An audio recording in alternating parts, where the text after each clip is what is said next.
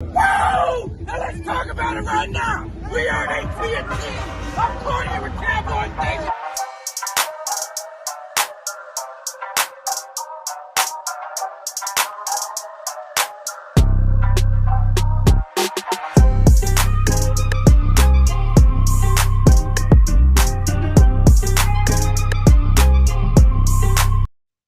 What is up, Cowboys Nation? It's a somber day, so I felt the need to. I've been doing some interaction with a lot of you guys on Twitter. Just thought, hey, let's jump on the video. Sometimes it's easier to talk about it than to keep typing it out. Obviously, the news is about Amari Cooper. He got traded to Cleveland. Didn't really get a lot for him. I think that's got a lot of people upset. But I think the one thing that we've got to look at is his production last season, his salary, also probably the Cowboys leaking it out that they were going to part ways with him. Really can give you a chance to leverage anything to get a better pick scenario, or better draft option for a trade. Plus, you probably had to have the partner. So he goes to Cleveland. What if he goes to maybe the Eagles are looking at him, or Washington looking at him? I don't care if they offer us a second-round pick. I'm probably not moving him within the division, probably not within the conference. So I know there's a lot of people in Cowboys Nation upset about the trade. I'm staring at his jersey in my Cowboys cave. I got to take it down because my rule is if you're not on the Cowboys, you're playing on another team. I've got to take you out of the cave until you retire or come back. So I'll have to find another player to fill that wall. Hopefully, I do have Micah Parsons coming soon, so that'll probably be a pretty good player to replace him. So, but I'm a Cooper fan, so it was frustrating last season. I think it had to do more with the offensive coordinator than Cooper. We all know he's got the skills. He's a great route runner. He's a competitor, but his numbers and targets just weren't there. And paying a guy $20 million with that production, it's a tough decision a team has to make. Are the resources, can we use those elsewhere? CD was the number one receiver by catches and by yards. Schultz was number 2. Cooper was number 3. It makes it hard to have him allocate all that money to him. And it was an ability to get the cap relief. And unfortunately, the cap's it's a real deal that the team's got to figure out. I know a lot of people are saying, well, Zeke, like they're not cutting Zeke. Well, Zeke is going to be 100% cap hit. You can't. So next season, if the production doesn't increase with Zeke, that's probably going to be what's going to happen to him next year. And then I want to see all the people complaining or being happy because they want him gone so much. So maybe you guys will be happy if he's gone next year. But hopefully he'll be bounced back. You guys know I'm ride or die. So I know there's a lot of negativity. I know there's a lot of jumping ship, but I'm gonna let things play out. I'm not gonna panic. I'm not gonna get all worried about it because if they're taking this money and they go get Curse or they go get it's used to sign Gregory. Now Bobby Wagner. I know that's the hot name since he got cut from Seattle. If they're signing these guys using the money for that, then it's allocating resources. Gallup, obviously they're probably working on finalizing a deal to get him going. So you're going to have CD Gallup. The draft is rich with receivers, and we see what receivers can do year one. It's not like in the past where it takes a couple years to get these guys going. There's receivers that are instant impact receivers that you can get in the draft. So Justin Jefferson was a late first round pick. You see what he's done. You see, what God name escapes me, Jamar, Chase, and with Cincinnati. Obviously, he was a top pick, but I mean, he was impact. So with the offense, hopefully, Moore will be a little bit more creative and run this offense a little bit better. I'm hoping McCarthy has more of be able to put his stamp on it.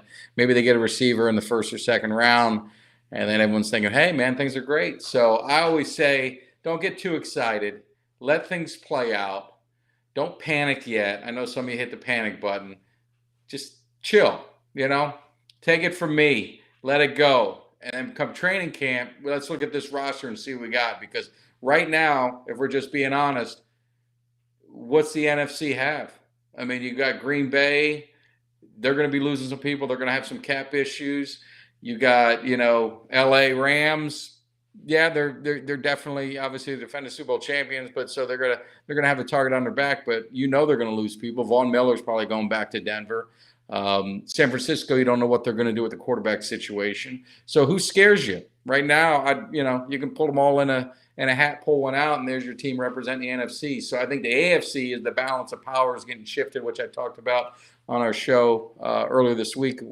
Is changing the AFC and going to the AFC. So just let things play out. See what happens, And I know the cap, it sucks, man. I wish there was no cap. I was talking in a previous show when I interviewed Rod Martin with the Raiders. We were talking about that. The advantages when they didn't have a cap in the 70s, 80s, early 90s, is you had players that stayed on the team. They stayed within that team. You built that fan base. You built that family atmosphere with the players. You had that rivalry because they were there so long, and you built that hatred. That's gone. It's a business, and I hate to say it, it is a business. That's why you'll rarely see me get involved with money with players. The players need to maximize whatever they can get. I got no hate in it, but the owners, they got to do what they feel is best for them. And this is the one sport.